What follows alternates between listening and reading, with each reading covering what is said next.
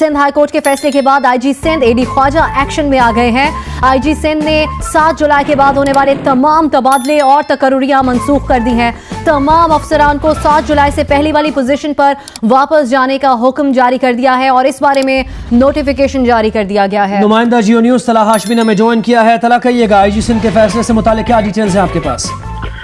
देखिए, एक बड़ा डिसीजन है और आईजी सिंध को जैसे ही पावर्स दी हैं सिंध हाई कोर्ट की जानिब से, कल उन्होंने मुलाकात की थी वज़ीर आला से, जो कि इत्तलात के मुताबिक खुशगवार रही है और आज तक वो ये वेट कर रहे थे कि सिंध हाई कोर्ट का जो डिसीजन है उस पर खुद अमल दरामद हो जाएगा। तो आज जब SNGAD की तरफ से ये हुआ तो फिर आईजी सिंध ने इस पर दस्तखत की है। तकरीबन 60 ऐसे इंडिविजुअल्स हैं जिनकी तकर्रियां और तैनातियां हुई थी और ये जो ऑर्डर्स कैंसिल किए गए हैं ये 10 जुलाई से 6 सितंबर तक के हैं। इसमें additional IG Karachi, additional IG traffic, DIG south, DIG Mirpur खास समेत कई ऐसे सीनियर अफसरान हैं जिसमें SSP सेंट्रल हैं, SSP कोरंगी हैं, SSP वेस्ट हैं, SSP ईस्ट हैं, कराची समेत सिंध भर के ऐसे तकरीबन 60 अफसरान थे जिनका तबादला किया गया था। उन तबादलों को फौरी तौर पर मनसूख कर दिया गया है और आईजी सिंध ने तमाम अफसरान को ये हिदायत जारी की है कि वो अपने जिस ओहदे पर वो 7 जुलाई से पहले काम कर रहे थे वो अपने उन्हीं ओहदे पर जाएं और वहां पर जाकर चार्ज लें। ताहम कुछ चीजें सामने आ रही हैं, जरा बताते हैं कि हो ही सकता है कि जब भी ऑर्डर कैंसिल किए गए तो सिंध हाई कोर्ट का ये हुक्म था तो इस हुक्म की जो है वो तामील करनी थी।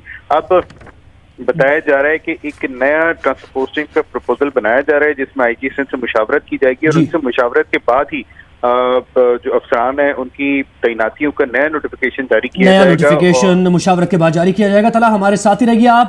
नाजरीन को ये बताएं कि आईजी सिंध और सिंध हुकूमत के दरमियान कानूनी महाजराई 10 माह तक जारी रही।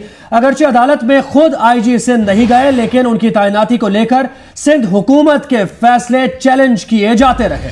एडी ख्वाजा को 12 मार्च 2016 को सिंध का आईजी तैनात किया गया था। सिंध हुकूमत ने 19 दिसंबर को जबरी रुखसत पर भेज दिया। फैसले के खिलाफ दरख्वास्त दायर हुई। फिर 28 दिसंबर 2016 को सिंध हाई कोर्ट ने सिंध हुकूमत को कार्रवाई से रोक दिया। 31 मार्च 2017 को सिंध हुकूमत ने आईजी सिंध को ओहदे से हटा दिया। फैसले के खिलाफ 3 अप्रैल को फिर हाई कोर्ट में दरख्वास्त दायर की गई और हाई कोर्ट ने हुक्म इम्तिरा जारी करके आईजी सिंध को बहाल किया। 29 मई को फैसला महफूज किया गया और सिंध हाई कोर्ट ने 7 सितंबर को एडी ख्वाजा को आईजी सिंध के ओहदे पर काम जारी रखने का फैसला सुना दिया। और अब ये खबरें सामने आ रही हैं, आईजी सिंध एडी ख्वाजा ने भरपूर एक्शन लिया है। अच्छा तला, ये कहिएगा कि राव अनवार की तकर्री और तैनाती का मामला भी जो है वो एक बोन ऑफ कंटेंशन बना हुआ था, उससे मुतालिक आपके पास क्या डिटेल्स हैं? देखिए, वो मामला तो बहुत अरसे पहले हल हो चुका है और वो मामला ख्वाजा इजहार को उनके घर से गिरफ्तार किए जाने पर ही हुआ था। ताहम उसके बाद उनको वज़ीर आला सिंध ने मुअत्तल किया था और फिर उसके बाद आईजी सिंध और उनमें कुछ बात हुई और फिर उसके बाद उस मामले को सॉल्व कर दिया गया। तो वो मामला तो एक पुराना मामला है। ताहम अब जो रीसेंट जो ट्रांसफर पोस्टिंग हैं ये उनको कैंसिल किया गया है क्योंकि राव अनवार को SSP मरी लगाए हुए टाइम हो चुका है, कई माह हो चुके हैं और वो पहले का मामला था। अब ये जो मामलात हैं इसमें बताया जाता है कि जो गवर्नमेंट है उसने ये तमाम जो तैनातियां की थी इसमें आईजी सिंध की मुशावरत शामिल नहीं थी। तकरीबन जो ट्रांसफर पोस्टिंग की गई थी इसमें आईजी सिंध की मुशावरत शामिल नहीं थी, जिसके बाद जब सिंध हाई कोर्ट ने उनको ऑथराइज किया, सिंध हाई कोर्ट ने उन्हें पावर दी है और फिर उसके बाद उनकी जो कल होने वाली मीटिंग थी उसके बाद ही आम फैसला सामने आया। ये हो ये सकता था कि फौरन आईजी सिंध एक्शन लेते और जब सिंध हाई कोर्ट का हुक्म आया था तो उसके फौरन बाद भी इस तमाम ऑर्डर्स को कैंसिल किया जा सकता था, लेकिन उन्होंने वेट किया कि सिंध गवर्नमेंट की तरफ से कोई स्टेप लिया जाए और फिर उसके बाद ये जो तमाम ट्रांसफर पोस्टिंग है इसको कैंसिल किया जाए। तो अब इसको कर दिया गया है और जो कानूनी माहिरीन है वो ये बताते हैं कि सिंध पुलिस एक नई जहद में जा रही है। उसकी वजह ये है कि जो पावर ये तलहा, ये जो आज नोटिफिकेशन जारी किया गया, अब इसके बाद हम क्या ये कह सकते हैं कि सिंध पुलिस अब ये जो सियासी असर है उससे आजाद हो चुकी है? क्या हो चुकी है? नहीं, देखें, सिंध पुलिस को सियासी असर से आजाद करना इतना आसान नहीं है। इवन पूरे पाकिस्तान की पुलिस को पूरी तरह से अभी तक इसको आजाद नहीं किया जा सका, लेकिन ये जो डिसीजन है सिंध हाई कोर्ट का बहुत सिग्निफिकेंट है। उसकी वजह यह है कि आईजी सिंध को बेतहाशा पावर दे दी गई हैं और उनकी मर्जी के बगैर, उनकी मुशावरत के बगैर एडिशनल आईजी जो रेंज है और कराची उनकी मुशावरत के बगैर अब किसी की तैनाती नहीं हो सकती। अब ये सवाल उनसे जरूर किया जा सकता है कि अगर कोई बात हुई, कोई वाकया हुआ तो उनसे सवाल जरूर किया जाएगा। कोई तैनाती हुई, कोई जी तकरीरी हुई, उनसे सवाल जरूर किया जाएगा। और कानूनी माहिरीन इसे डिपार्टमेंट के लिए जी बहुत आम करार दे रहे हैं, सिर्फ सिंध के लिए, क्योंकि तमाम ट्रांसफर्स और पोस्टिंग्स में आईजी सिंध की मुशावरा शामिल नहीं थी, इसलिए आईजी सिंध ने 7 जुलाई के बाद होने वाले तमाम तबादले और तकर्रियां मनसूख कर दी। बहुत शुक्रिया तला, आपने अपडेट किया।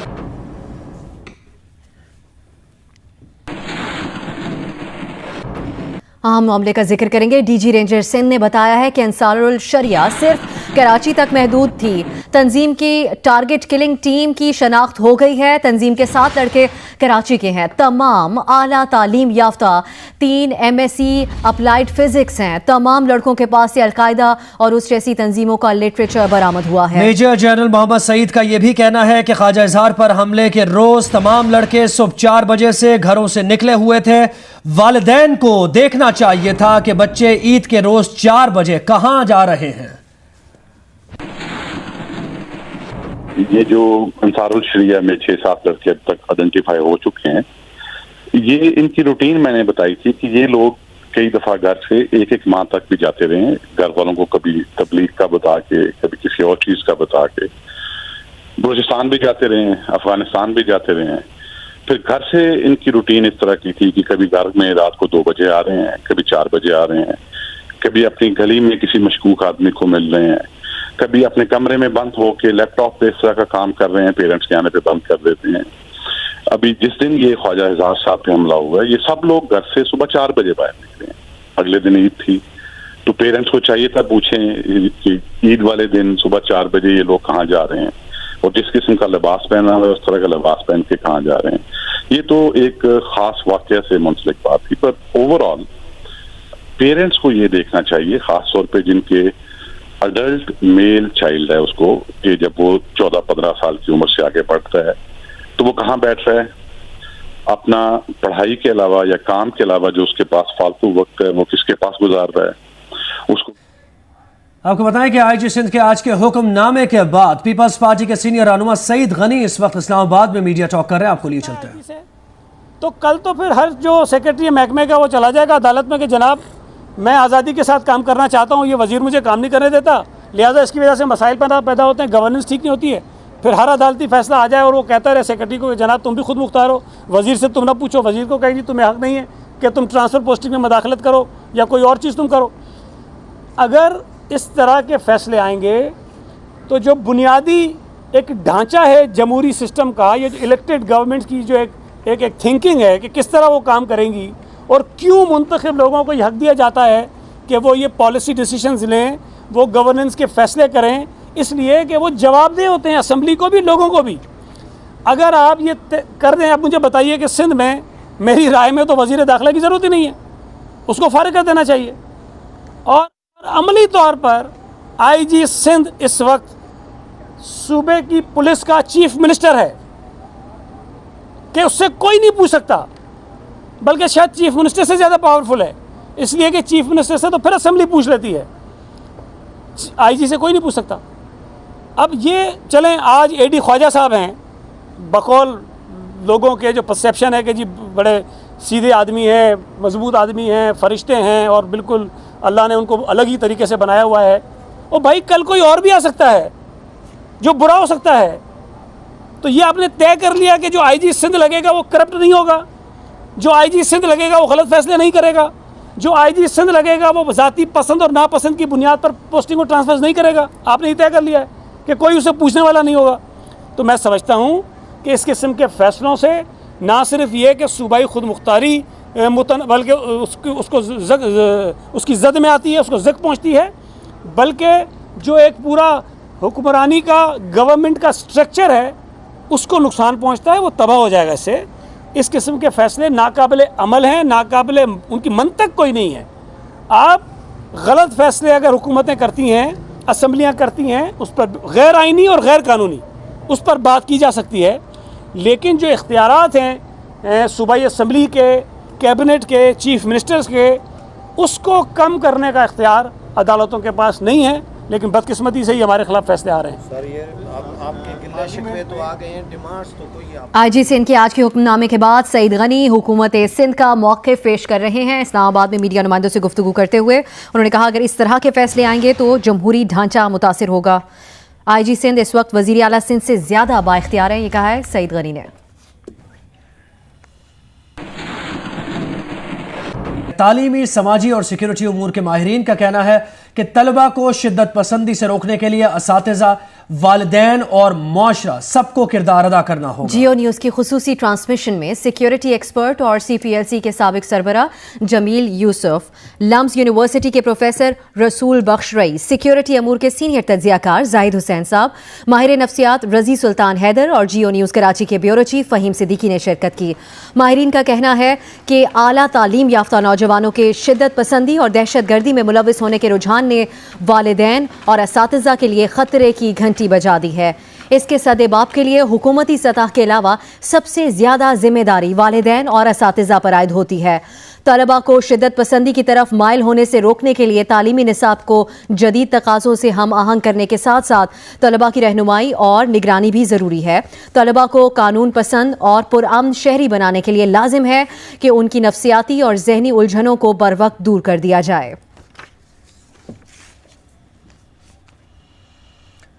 लंदन में बेगम कुलसूम नवाज के हलक के कैंसर की एक और सर्जरी का फैसला किया गया है। वो पिछले 11 रोज में दूसरी मरतबा अस्पताल में दाखिल हुई हैं। जराये के मुताबिक दूसरी सर्जरी में सीने से लिम्फ नोड्स या गिल्टियां निकाली जाएंगी। कुलसूम नवाज की पहली सर्जरी गर्दन के एक तरफ से की गई थी। लंदन से इतलात हैं जहां बेगम कुलसूम नवाज के हलक के कैंसर की एक और सर्जरी का फैसला किया गया है।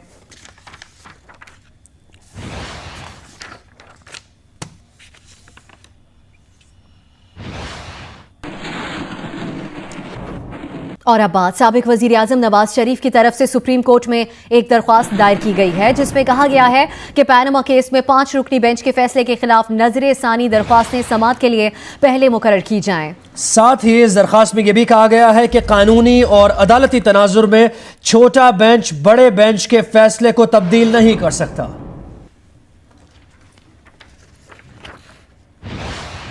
अब साबिक वजीर दाखिला चौधरी निसार अली खान की बात करते हैं, जिनका कहना है कि नवाज शरीफ की रुखसती में फौज का कोई किरदार नहीं।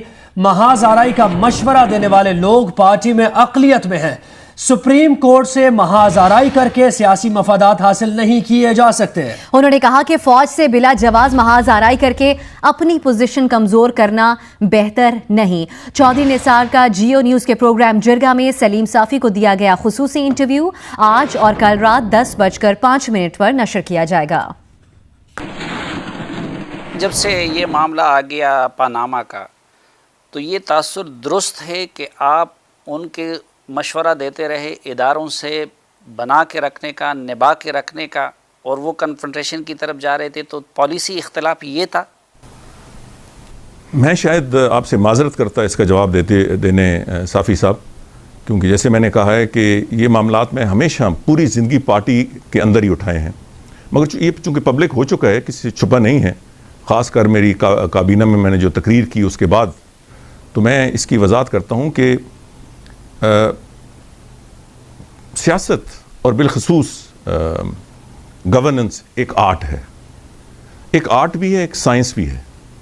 और मेरा ख्याल है कि दुनिया को और कोई सब्जेक्ट है, या दुनिया के सब्जेक्ट आर्ट्स हैं या साइंस है, ये पॉलिटिक्स और गवर्नेंस शायद दुनिया का वाहिद सब्जेक्ट है जो आर्ट भी है और साइंस भी है। तो मैंने हमेशा मियां नवाज शरीफ के करीब होने के ज़रिए ये कोशिश की है कि हालात को मैनेज किया जाए, और उसी हवाले से अब भी मैं समझता हूँ कि जो रास्ता चंद लोगों ने राय दी है या अपनाया है, और वो अक़लियत में हमारी पार्टी में, वो गलत है। सुप्रीम कोर्ट से महाजाराई करके बिल्कुल कोई सियासी मकासद हासिल नहीं किए जा सकते। फ़ौज से तो हमारी लड़ाई नहीं है, फ़ौज ने इसमें कोई किरदार अदा नहीं किया। सो बिला जवाज़ फ़ौज से महाजाराई करके हम अपनी पोजीशन कमज़ोर करेंगे, बेहतर नहीं करेंगे। अब जिक्र टिकट्स का, लाहौर में होने वाले वर्ल्ड 11 कप के लिए हफ्ते को भी बैंक्स खुले रहे, ताहम दूसरे मैच की 500 और 2500 रुपए की टिकट्स नायाब रही। छोटे बड़े और नौजवान सभी टिकट मिलने के मुंतज़िर दिखाई दिए। रिपोर्ट कर रही हैं उम्मे फरवा। वर्ल्ड 11 कप का जादू सर चढ़कर बोल रहा है। क्रिकेट के शायकीन टिकट के हुसूल के लिए कोशां हैं। बैंक में पहले मैच के तमाम टिकट्स खत्म हो चुके हैं तो दूसरे मैच के लिए भी सस्ते टिकट्स दस्तयाब नहीं। 500 का टिकट लेने के लिए आने वाले अफराद 2500 का टिकट खरीदने पर मजबूर। चंद घंटों बाद 2500 का टिकट भी बैंक से गायब हो गया। शायकीन सरापा एहतजाज बन गए। पता नहीं कहाँ है टिकट्स, कहाँ नहीं है। हम लोग बहुत परेशान है, गर्मी में धूप में खड़े हुए हैं। मैं 500 की लेनी थी लेकिन अब खत्म कह रहे हैं, खत्म हो गया तो 2500 की अब मुझे मिल रही है मुश्किल से अब वो भी खत्म हो गया। मैं 2500 की टिकट लेने आई थी लेकिन वो भी मुझे मिल नहीं सकी। 2500 वाली टिकटें भी यहाँ पे नायाब है, हमें 2500 वाली भी टिकट नहीं मिल रही। मैं ही दिखाऊंगा ताकि मेरी फैमिली खुश हो जाएगी, बच्चे खुश होंगे। और वो कह रहे हैं 2500 वाली अब नहीं है, 4000 वाली है, 6000 वाली है, 8000 वाली है। अब मैं कहाँ जाऊँ? मैं सिर्फ अल्लाह से दुआ ही करूँगा इस मुल्क पे रहम करे। सबका शौक है, सबका शौक पूरा करना चाहिए, देना चाहिए, अवेलेबल करना चाहिए। बैंक के बाहर कुछ ऐसे शायकीन भी दिखाई दिए जिन्होंने ऑनलाइन टिकट बुक करवाई लेकिन इन्हें टिकट्स नहीं मिले। ऑनलाइन टिकट बुक की थी लेकिन अब जब हम लेने रिसीव करने आए तो वो कह रहे हैं पीसीबी वाले अभी तक आया नहीं, तो वेट करें। अब 2 घंटे हो गए वेट कर रहे हैं लेकिन अब तक पीसीबी वाले आए नहीं। ऑनलाइन बुकिंग करवाई हुई थी हमने लेकिन अभी तक टिकट्स अवेलेबल ही नहीं है। यहाँ पे हमारी बुकिंग हुई हुई है, हमारे पास वाउचर्स भी हैं। बैंक इंतजामिया का कहना है कि इन्हें 500 का टिकट दिया ही नहीं गया। बाकी टिकट मिले वो भी तादाद में कम हैं जो आते ही फरोख्त हो जाती हैं। कैमरामैन अशरफ ननकानवी के साथ उम्मे फरवा, जियो न्यूज़, लाहौर। कराची से अफसोसनाक खबर, जहां हॉक्स बे साहिल पर 12 अफराद समंदर में नहाते हुए डूब गए हैं। 3 अफराद की लाशें निकाल ली गई। मजीद जानेंगे जियो न्यूज के नुमाइंदे अहमद रहमान खान से। अहमद, क्या ताज़ा तरीन इत्तलात हैं आपके पास? जी बिल्कुल, ये हॉक्स बे का साहिल है जहां पर नहाते हुए 12 अफराद जो है वो डूबे थे। इनमें से अभी जो रिसेंट इत्तलात हमारे पास पहुंची हैं रेस्क्यू इदारों की जानिब से, तो उनका ये कहना है कि 6 अफराद की लाशों को जो है वो यहाँ से निकाला गया है। मजीद जो डूबे अफराद हैं उनकी भी तलाश जो है वो इस वक्त जारी है। ये हॉक्स बे का साहिल है, वहां पर लोग नहा रहे थे कि एक ही बता रहे हैं कि ये या तो जानने वाले हैं या तो ये दोस्त हैं, लेकिन अभी जो है वो सिर्फ रेस्क्यू इदारों की जानिब से ये कोशिश की जा रही है कि जो डूबे हुए अफराद हैं उनकी तलाश जो है वो की जा सके। कोई 12 अफराद थे जो डूबे थे नहाते हुए, और उसमें से अब पहले जो है वो इब्तिदाई तौर पर 3 अफराद की लाशें निकाली गई थी और अब रेस्क्यू हुक्काम का ये कहना है कि 6 अफराद की लाशें जो है वो इस वक्त निकाल ली गई हैं और मजीद की तलाश जो है वो इस वक्त जारी है। अच्छा, ये कहिएगा एमआर के हॉक्स बे पर क्या नहाने पर पाबंदी है इन दिनों में, और लाइफ गार्ड्स क्या मौजूद थे वहां पर? जी देखिए, लाइफ गार्ड्स की तादाद जो है वो वैसे ही जो है वो बहुत ज़्यादा कम है, जिसकी वजह से आए दिन ये इस तरह के वाक़यात रुनुमा होते हैं लेकिन उनमें तादाद जो है वो कम होती है। लेकिन आज के जो वाक़या है उसमें तादाद जो है वो ज़्यादा है डूब के जामबाग होने वाले अफराद की। ये अभी तक रेस्क्यू इदारों का कहना है कि ये 12 अफराद थे जो कि एक ही ख़ानदान के थे गालिबन, और ये नहाने की गर्ज से जो है वो हॉक्स बे की तरफ आए थे। और उसके बाद जब ये नहा रहे थे तो इसी दौरान जो है वो मजीद जो है वो कुछ तेज जो है वो लहर आई है और उसमें जो है ये फंसे हैं। और अभी रेस्क्यू इदारों की जानिब से कहना है कि 6 अफराद की लाशें जो है वो यहाँ से निकाल ली गई हैं और मजीद की तलाश जारी है। अच्छा, एक और चीज बताइएगा, अक्सर एडवाइजरी आती है, कभी हाई टाइड्स होती हैं तो नहाने पर पाबंदी लगा दी जाती है, तो क्या साहिल पर इस वक्त पाबंदी थी नहाने पर हॉक्स बे के करीब? नहीं थी, ऐसा कोई पाबंदी जो है वो नहीं थी कि नहाने पर जो है वो कोई पाबंदी आयद जो अमूमन की जाती है, तो इस तरह कोई पाबंदी आयद नहीं थी। लेकिन ये जरूर है कि हाई टाइड्स थी तो इसकी वजह से जो गार्ड्स होते हैं वो वहां पर तैनात किए गए थे कि कोई भी ऐसा वाकया रुनुमा ना हो सके, जो लाइफ गार्ड्स होते हैं वो लोगों को बचा सकें।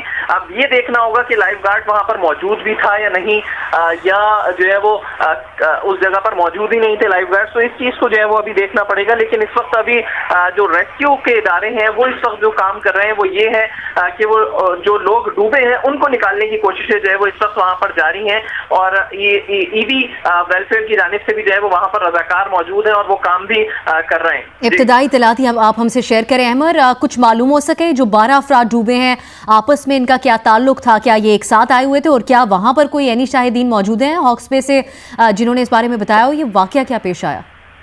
जी देखिए, जो रेस्क्यू के इदारे हैं वो ये कह रहे हैं कि ये बिल्कुल एक साथ ही आए थे, लेकिन अभी उनका ये कहना हतमी नहीं है। लेकिन ये जरूर उन्होंने कहा है कि एक साथ ही जो है वो पिकनिक मनाने की गर्ज से और नहाने की गर्ज से जो है वो हॉक्स बे आए थे, और उसके बाद जब ये नहा रहे थे तो इसी दौरान जो है वो कोई तेज लहर आई है जिसमें ये फंसे हैं, और पहले इब्तिदाई तौर पर कुछ लोग थे और उसके बाद मजीद लोग उनको बचाने के लिए जो है वो आगे गए हैं। ये रेस्क्यू जराए का कहना है कि मजीद जब लोग बचाने के लिए आगे गए तो वो भी जो है वो उन लहरों में जो है वो फंस गए और उसके बाद वो बाहर नहीं आ सके, जिनकी तलाश के लिए पूरा रेस्क्यू ऑपरेशन जो है वो वहां पर किया जा रहा है। अब तक 6 अफराद की लाशों को निकाल लिया गया है और मजीद काम जो है वो इस वक्त वहां पर जारी है। जैसा इस तरह के वाकयात में होता है कि कुछ लोग डूबते हैं, फिर उनको बचाने के लिए जो लोग जाते हैं तो वो भी डूब जाते हैं, इसी तरह इस वाक़े में भी हुआ। अमर, ये कहिएगा हॉक्स बे से मुताल्लिक थोड़ा सा बताइए। सी व्यू पर तो आप जैसे जैसे आगे बढ़ते जाते हैं तो डीप वाटर्स में जाते जाते हैं, लेकिन हॉक्स बे पर कुछ ये सुनने में आया है कि आप थोड़ा आगे गए तो फिर एकदम से गहराई है, कुछ ऐसी इसकी जगह है, ये जो मकाम है?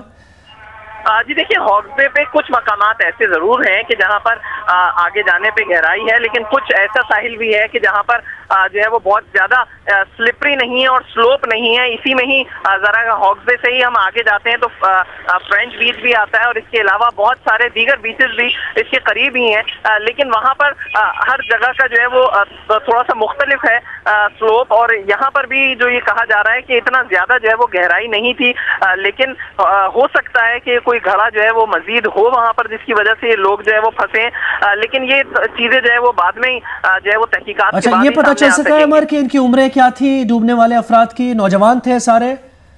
जी देखिए, नौजवान तो बताए जा रहे हैं, लेकिन अभी इस चीज में हतमी जो है वो हम इसलिए नहीं बोल रहे हैं। उसकी वजह ये है कि अभी क्योंकि रेस्क्यू के इदारे जो वहां पर काम कर रहे हैं वो कोशिश ये कर रहे हैं जो फंसे हुए पानी में फंसे हुए अफराद हैं या फिर जो डूबे अफराद हैं। अच्छा, ये भी नहीं पता चल सका कि फैमिलीज भी जाती हैं अक्सर, तो खवातीन भी इसमें हो सकती हैं, क्योंकि अभी तक डिटेल्स नहीं आई। बिल्कुल, ये बिल्कुल हो सकती हैं, खवातीन भी इसमें शामिल हो सकती हैं, लेकिन अभी जो है वो इस तरह अब ये कहना काबिल वक्त होगा। और हम चाहेंगे अमर आप ये भी मालूम करें कि यहाँ पर कोई लाइफ गार्ड मौजूद थे या नहीं, किस तरह से 12 जानें चली गईं और एक भी शख्स को बचाया नहीं जा सका, ये मालूम करने की बहुत ज़रूरत है। हमें अमर ये भी बताएगा हॉक्स बे पर रिसेंटली कोई इस तरह के वाकयात पेश आए? इससे पहले हमने सी व्यू पर तो देखा इस तरह का वाकया पेश आया था ईद के मौके पर एक दफ़ा। जी बिल्कुल, देखिए अब से चंद माह कबल ही अगर हम बात करें तो बहुत ज्यादा जो है वो डूबने के वाकयात रुनुमा हो रहे थे और खास तौर पर हॉक्स बे के साहिल पर उन दिनों पर काफी सख्ती भी की गई थी इंतजामिया की जानिब से और लाइफ गार्ड्स की मौजूदगी को भी यकीनी बनाया गया था।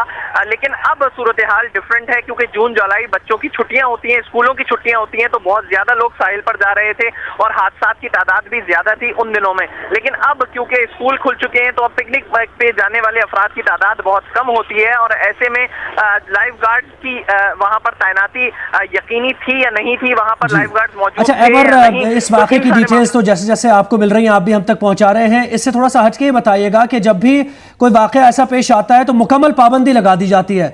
अभी तक इंतजामिया ये नहीं सोच पाई है कि या तो मुकम्मल पाबंदी लगाई जाए या फिर नहाने की इजाजत दी जाए और जो मेजर्स हैं वो लिए जाएं। ये क्यों अभी तक फैसला नहीं किया गया, क्यों कोई हिकमत अमली नहीं बनाई गई?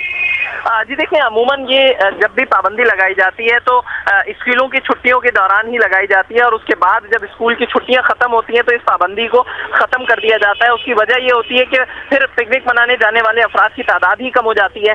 लेकिन इस बार जो है वो अभी समंदर में नहाने पे कोई पाबंदी आयद नहीं थी अभी, इसीलिए जो है वो लोग भी जा रहे थे। साथ ही साथ लाइफ गार्ड्स की मौजूदगी का इशू जो है वो हम पहले भी रेज कर चुके हैं इस हवाले से कि वहाँ पर लाइफ गार्ड्स मौजूद नहीं होते हैं और बेशतर वहां के जो आसपास रहने वाले लोग हैं ऐसे वाकयात रुनमा हुए हैं कि बेशतर वाकयात में उन लोगों ने जो है वो जाके आगे काम किया है या फिर जो ईदी के रजाकार वहां पर मौजूद होते हैं वो जो है वो वहां से लोगों को बचाने की कोशिश कर रहे होते हैं, लेकिन इंतजामिया की जानिब से लाइफ गार्ड्स मौजूद नहीं होते। तो इस पर बिल्कुल जो है वो इंतजामिया को भी सोचना होगा कि लाइफ गार्ड्स की मौजूदगी को ऐसे साहिल पर जो है वो यकीनी बनाया जाए। लाइफ गार्ड्स मौजूद हो। अमर खान हमें अपडेट कर रहे हैं कराची के हॉक्स बे साहिल पर 12 अफराद डूब गए हैं, जिनमें से 6 अफराद की लाशें निकाल ली गई हैं। और क्या वहां पर लाइफ गार्ड्स मौजूद थे और अगर थे तो क्या उनकी ट्रेनिंग इस तरह की थी कि वो डाइव कर सके, लोगों को बचा सके? ये भी एक बहुत बड़ा सवाल है। जैसे जैसे डिटेल्स मौसूल होंगी आपको आगाह करेंगे।